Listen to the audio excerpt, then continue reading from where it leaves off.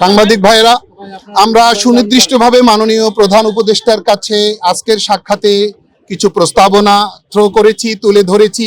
তন্মধ্যে উল্লেখযোগ্য বিষয় হলো যে রাষ্ট্রের সমস্ত সেক্টর এই পতিত স্বৈরাচার সরকারের আমলে ধ্বংস হয়ে গেছে।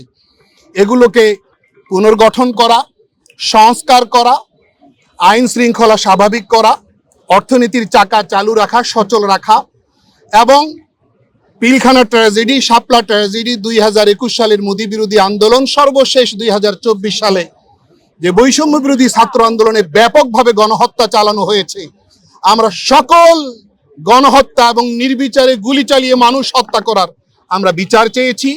এই জায়গাটাতে পতিত সরকারের যারা যারা যুক্ত সকলকে আমরা বিচারের আওতায় আনবার জন্য, দ্রুত বিচারের আওতায় আনবার জন্য মাননীয় প্রধান উপদেষ্টার দৃষ্টি আকর্ষণ করেছি।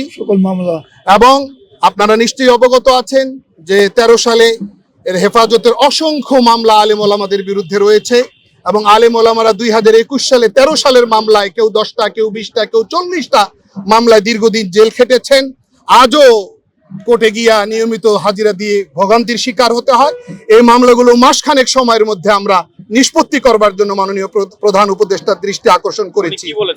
তিনি আমাদেরকে আশ্বস্ত করেছেন এবং আমাদেরকে আশ্বাস দিয়েছেন এবং আমাদের কাছে সহযোগিতা চেয়েছেন। আমরাও সহযোগিতা করবার জন্য আমরা ওনাকে প্রতিশ্রুতি দিয়েছি। হিন্দু সংখ্যালঘু ভাইয়েরা যারা আছেন, ভিন্ন মতাবলম্বী যারা আছেন, তাদের ঘর বাড়ি, সহায় সম্পত্তি, উপাসনালয়কে যে সর্বোচ্চ নিরাপত্তা দেওয়ার বিষয়টাকেও আমরা গুরুত্ব দিয়েছি।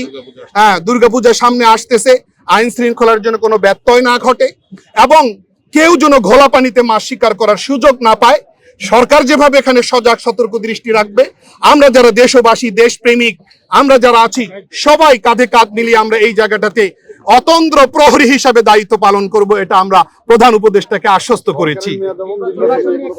আমরা সেই উত্তরে সেই জায়গাটাতে বলেছি, আপনার যে প্রশ্ন যে একটা সদ্য ভূমিষ্ঠ নবজাতককে যদি হাঁটতে বলা হয়, দৌড়াতে বলা হয়, এটা তো সম্ভব না।